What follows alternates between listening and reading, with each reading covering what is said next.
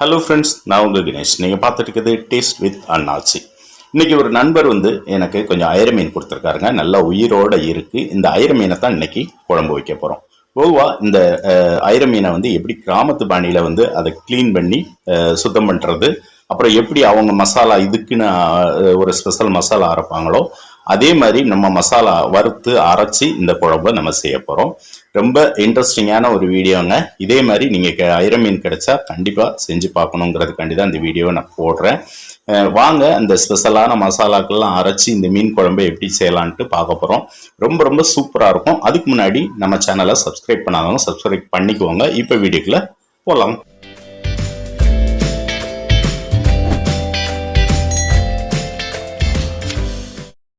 Okay friends, நான் சொன்ன மாதிரி நண்பர் கொடுத்த இந்த உயிரோடு இருக்கக்கூடிய அயிர மீன் கிட்டத்தட்ட ஒரு 300-350 கிராம் இருக்கும்.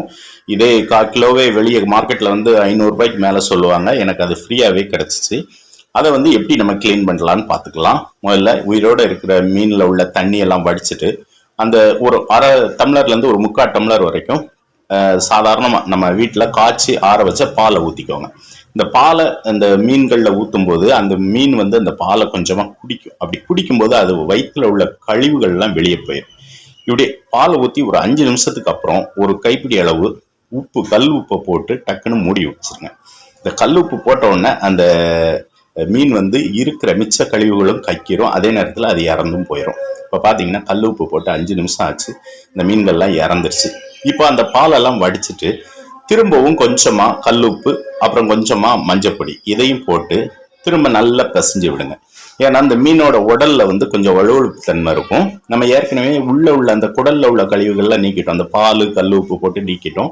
இப்போ வெளியே உள்ள அந்த வலுவழுப்பு தன்மையை போகிறதுக்காண்டி கல்லுப்பு மஞ்சப்பொடி போட்டு நல்லா பிசைஞ்சு விட்டுட்டு திரும்ப ஒரு 2-3 வாட்டி தண்ணி ஊற்றி கழுவினீங்கன்னா இந்த மாதிரி சுத்தமான மீன் கிடைச்சிடும். அவ்வளோதாங்க. நம்மளுக்கு அயிர மீன் ரொம்ப சூப்பராக க்ளீன் ஆகி வந்துருச்சு. இது ஒரு பக்கம் இருக்கட்டும். மற்ற பொருட்களை நம்ம ரெடி பண்ணிடலாம். முதல்ல ஒரு பெரிய நெல்லிக்காய் சைஸ் புளியை ஊறப்பட்டுக்கலாம். இது ஒரு 7-8 பேர் வரைக்கும் இந்த நான் சொல்கிற அளவுக்கு சரியாக இருக்கும். அதனால் நான் சொன்ன அளவை நீங்கள் கரெக்டாக இது பண்ணிக்கோங்க. ஒரு பெரிய நெல்லிக்காய் சைஸ் புளி போதும். ரொம்ப புளி போட்டாலும் குழம்பு நல்லா இருக்காது, மீன் குழம்பு. அது ஒரு பக்கம் ஊறட்டும். ஒரு கடாயில் கொஞ்சமாக எண்ணெய் ஊற்றி ஒரு 2 டேபிள் ஸ்பூன் அளவுக்கு மல்லி விதை, அப்புறம் ஒரு 3/4 டேபிள் ஸ்பூன் அளவுக்கு சீரகம். முதல்ல இந்த 2ஐயும் போட்டு முதல்ல ஒரு நிமிஷத்துக்கு, அதாவது லைட்டாக செவந்து வர வரைக்கும், அதிலிருந்து மணம் வர வரைக்கும் வறுத்துக்கோங்க. மல்லி வறுபடுறதுக்கு லேட் ஆகுங்கிறதுனால முதல்ல மல்லியை போட்டு நீங்கள் வதக்கிக்கோங்க. அதுக்கப்புறம் ஒரு காரத்துக்கு தகுந்த மாதிரி நான் 4 மிளகாய் யூஸ் பண்ணுறேன். இதுக்கப்புறம் நம்ம மிளகு அப்புறம் வத்தப்பொடியெல்லாம் சேர்ப்போம். அதனால் காரத்துக்கு தகுந்த மாதிரி நீங்கள் சேர்த்துக்கோங்க. இப்போ 4 மிளகாய் மட்டும் சேர்த்து நல்லா ஒரு முறை வறுத்து விட்டுட்டு கடைசியாக ஒரு 3/4 ஸ்பூன் அளவுக்கு சோம்பு சேர்த்துக்கோங்க. நான் சேர்க்குற முறைப்படி நீங்கள் சேர்த்து வருங்க. அப்போ தான் அந்த மசாலா நல்லாயிருக்கும். சோம்பு சேர்த்துட்டு ஒரு பரட்டிட்டு அடுப்பு ஆஃப் பண்ணிடுங்க. சோம்பு சேர்த்ததுக்கப்புறம் ரொம்ப வதக்க வேண்டாம். இப்போ இதை ஆற விட்டு ஒரு மிக்சி ஜாரில் சேர்த்துக்கோங்க. இந்த டைமில் ஒரு 1/2 ஸ்பூன் மிளகு சேருங்க. மிளகை வறுக்கக்கூடாது. வறுத்தா அதில் உள்ள அந்த ஃப்ளேவர் போயிடும். அதனால தான் நான் வறுக்காமல் சேர்க்குறேன். சேர்த்துட்டு இந்த மாதிரி நல்லா எவ்வளோ நைஸாக திப்பியாக இருக்கக்கூடாது, எவ்வளோ நைஸாக அரைக்க முடியுமோ அந்த மாதிரி நைஸாக அரைச்சி தனியாக எடுத்து வச்சுக்கோங்க. இப்போது வேற ஒரு மிக்சி ஜாரில் ஒரு 150 கிராம் சின்ன வெங்காயம் சேர்க்குறேன். முழுசாக சேர்த்து கூடயே ஒரு 10-20 பல் பூண்டு, சின்ன பூண்டாக இருக்கிறதுனால 20 சேர்க்குறேன். நீங்கள் பெரிய பூண்டாக இருந்தால் ஒரு 10 பல் சேர்த்துக்கோங்க. சேர்த்துட்டு இந்த மாதிரி கொரகொரப்பாக அரைச்சி எடுத்துக்கலாம். இது ஒரு பக்கம் இருக்கட்டும். இப்போ புளி நல்லா ஊறி வந்துருச்சு. அதை நல்லா திரும்ப நம்ம கரைச்சி விட்டுக்கலாம். புளியை நல்லா கரைச்சிட்டு, புளி எப்பவுமே மீன் குழம்புக்கு கொஞ்சம் கம்மியாகவே சேருங்க. தக்காளி வேணா கூட சேர்த்துக்கலாம். புளி அதிகமாக சேர்த்து, ஏன்னா ரொம்ப புளிப்பு தன்மை வந்துடும், டேஸ்ட்டு போயிடும். இப்போ புளியை அந்த சக்கையெல்லாம் எடுத்துட்டு இந்த குழம்புக்கு தேவையான உப்பு, கல் உப்பு சேர்த்துக்கலாம். கூடவே கொஞ்சமாக மஞ்சப்பொடி சேர்த்து ஒரு 1/2 டீஸ்பூன் சேர்த்துக்கோங்க.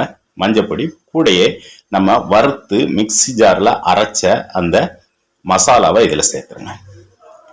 புளித்தண்ணி, உப்பு, மஞ்சப்பொடி, நம்ம வறுத்து அரைச்ச மசாலா இதெல்லாம் ஒரே பாத்திரத்தில் போட்டு நல்லா கலந்து வச்சுருங்க. இந்த மசாலா தான் நமக்கு இன்னைக்கு இந்த குழம்புக்கு ஒரு ஹைலைட்டாக இருக்க போகுது. இது ஒரு பக்கம் இருக்கட்டும். இப்போ இதுக்கு தேவையான தக்காளி பழத்தை ஒரு பாத்திரத்தில் கட் பண்ணி வச்சுக்கலாம். நான் மீடியம் சைஸ் 3 தக்காளி சேர்த்து கட் பண்ணி வச்சுருக்கேன். இப்போ மண் சட்டியில் தான் இன்னைக்கு நம்ம இதை செய்ய போகிறோம். இந்த மீன் குழம்பை, ஐர மீன் குழம்பை ஒரு மஞ்சள் பாத்திரத்தை வச்சுட்டு அதில் ஒரு 3லேருந்து 4 டேபிள் ஸ்பூன் அளவுக்கு நல்லெண்ணெய் ஊற்றிக்கலாம்.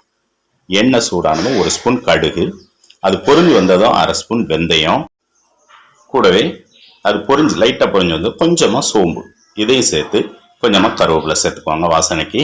இப்போது நான் ஒரு கைப்பிடி அளவு சின்ன வெங்காயம் கட் பண்ணியோ இல்லை முழுசாக, நான் பொடி குட்டி குட்டி வெங்காயமாக இருக்கனால முழுசாகவே சேர்த்துருக்கேன். இதையும் சேர்த்து நல்லா வதக்கி விடலாம். இது வந்து ஒரு தாளிப்பு மாதிரி தான். கடுகு, வெந்தயம், சோம்பு, கூடவே கருவேப்பிலை, வெங்காயம் இதை போட்டு நல்லா பொரிஞ்சு வரட்டும்.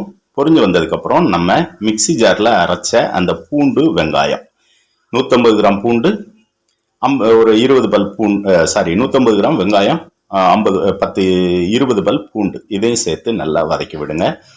இந்த வெங்காயம் பூண்டு வந்து அந்த பச்சை வாசனை போய் எண்ணெய் பிரிஞ்சு வரணும், அது வரைக்கும் வதக்குங்க. பச்சை வாசனை போகாமல் தக்காளி சேர்க்காதீங்க. பச்சை வாசனை போனதுக்கப்புறம் சேருங்க, இல்லாட்டா அந்த பச்சை வாடை அடிக்கும், வெங்காயத்தோட பச்சை வாடை. இப்போது தக்காளியை சேர்த்துட்டு நல்லா ஒரு பரட்டிட்டு மூடி போட்டு மீடியம் ஃப்ளேமில் வச்சுருங்க. தக்காளி நல்லா வதங்கி வரட்டும், அப்போ தான் மீன் குழம்புக்கு நல்லாயிருக்கும். இப்போது நல்லா அந்த தக்காளியெல்லாம் மசிஞ்சு, தக்காளி வெங்காயம் எல்லாம் நல்லா பார்த்தீங்கனாலே தெரியும், நல்லா கூடி வந்திருக்கு. இதை ஒரு பரட்டி விட்டுருங்க. நல்லா பரட்டி விட்டுட்டு இப்போ நாம் ரெடி பண்ணி வச்சுருக்க அந்த மசாலாவை சேர்த்துடலாம். நம்ம வறுத்து அரைச்ச மசாலா, புளி, உப்பு, மஞ்சப்பொடி இதெல்லாம் சேர்த்த கலவையை இதில் சேர்த்துடலாம். சேர்த்துட்டு நல்லா கலந்து விடுங்க. இது வந்து நல்ல ஒரு கொதி வரணும். இந்த டைமில் உப்பு, காரம் செக் பண்ணிடலாம். ஏன்னா காரம் 4 மிளகாய் தான் போட்டிருக்கேன், உப்பு போட்டிருக்கோம், இருந்தாலும் தேவைப்படுற அளவுக்கு நீங்கள் இந்த டைமில் செக் பண்ணுங்கள். நான் ஒரு 3/4 டீஸ்பூன் அளவுக்கு மிளகாய் பொடியும் தேவையான அளவு உப்பும் எக்ஸஸாக சேர்க்குறேன். சேர்த்து ஒரு முறை கலந்து விட்டுருங்க. இது நல்லா ஒரு முறை கொதிச்சு வரட்டும்.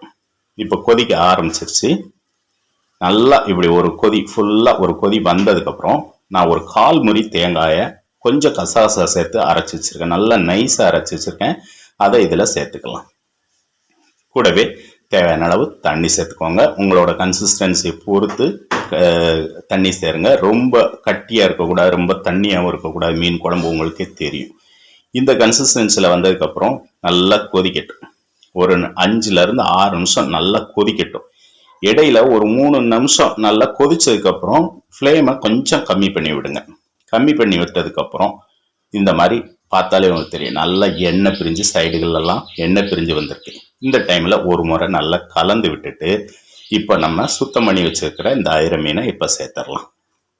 சேர்த்துட்டு ஜென்டிலாக ஒரு தடவை கலந்து விடுங்க. மீனை சேர்த்ததுக்கப்புறம் ரொம்ப கொதிக்க விட வேண்டாம். சிம்மில் வச்சுட்டு ஒரு 4லேருந்து 5 நிமிஷம் விட்டுருங்க. அந்த சிம்மில் உள்ள சூட்லேயே அந்த மீன் வந்து நல்லா வெந்துடும். பார்த்தாலே உங்களுக்கு தெரியும், நல்லா எண்ணெய் பிரிஞ்சு மீனெல்லாம் வெந்து வந்துடுச்சுங்க. சூப்பராக நல்ல தகன்னு அந்த குழம்பு ரெடியாக இருக்குது. அவ்வளோதாங்க. நல்ல வாசனையோட, ரொம்ப மசாலா இல்லாமல் குறைச்ச மசாலாவில் சூப்பரான மீன் குழம்பு தயாராச்சுங்க. ஃபைனலாக நம்ம மல்லி இலை தூவி பரிமாறிக்கலாம். இப்படி ஒரு முறை இந்த ஐர மீன் குழம்பை செஞ்சீங்கன்னா உங்கள் வீட்டில் கண்டிப்பாக மாறி மாறி கேட்பாங்க. இதே மாதிரி செஞ்சு பார்த்துட்டு உங்களோட கருத்துக்களை இன்பாக்ஸில் சொல்லுங்கள். நம்ம வேறு ஒரு வீடியோவில் சந்திப்போம். ஓகே ஃப்ரெண்ட்ஸ், பாய்.